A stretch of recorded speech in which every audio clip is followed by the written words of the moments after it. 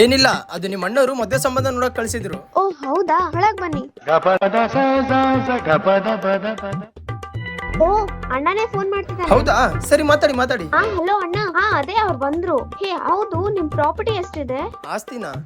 ಆಸ್ತಿ ಅಂದ್ರೆ ನಮ್ಮ ಹತ್ರ ಅಷ್ಟೇನೇನಿಲ್ಲ ಅಣ್ಣ, ನನ್ಗ ಅಸಲು ಹುಡ್ಗನ್ ಮುಖಾನೇ ಇಷ್ಟ ಆಗ್ಲಿಲ್ಲ. ಆದ್ರೆ ನಮ್ ತಾತ 2 ಕೋಟಿ ಆಸ್ತಿ ಬಿಟ್ಟಾಗನ. ಅಯ್ಯೋ ಅಣ್ಣ, ಮುಖದಲ್ಲೇನಿದೆ ಅಣ್ಣ, ಮನ್ಸ್ ಚೆನ್ನಾಗಿರ್ಬೇಕು. ನನ್ ಮದ್ವೆ ಅಂತ ಆದ್ರೆ ಇವ್ರನ್ನೇ. ಆದ್ರೆ ಆ ಆಸ್ತಿ ಎಲ್ಲ ನನ್ ಚಿಕ್ಕಪ್ಪನ ಹೆಸರು ಮೇಲೆ ಮಾಡೋಗ್ಬಿಟ್ಟ.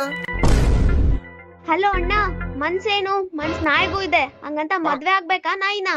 ಆದ್ರೆ ನನ್ ಚಿಕ್ಕಪ್ಪನಿಗೆ ಒಬ್ರು ಮಕ್ಕಳಿಲ್ಲ, ಆ ಆಸ್ತಿ ಎಲ್ಲ ನನ್ನ ಹೆಸರು ಮೇಲೆ ಸೇರೋದು. ಮನುಷ್ಯರು ಯಾರಾದ್ರೂ ನಾಯಿನ್ ಮದ್ವೆ ಆಗ್ತಾರ ಏನು? ನಾನಂದ್ರೆ ಇವ್ರನ್ನೇ ಮದ್ವೆ ಆಗ್ತೀನಿ.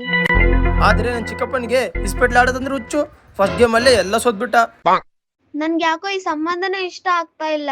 ಆದ್ರೆ 2ನೇ ರೌಂಡ್ ಅಲ್ಲಿ ಅದಕ್ಕಿಂತ 10 ಪಟ್ಟು ಹೆಚ್ಚು ವಿನ್ ಆಗ್ಬಿಟ್ಟ. ರೇ, ನಿನ್ಗೆ ಅಸಲು ಆಸೆ ಇದೇನಾ ಇಲ್ಲ? ಸರಿಗ್ ಹೇಳು, ಹಾಳಾದವನೆ.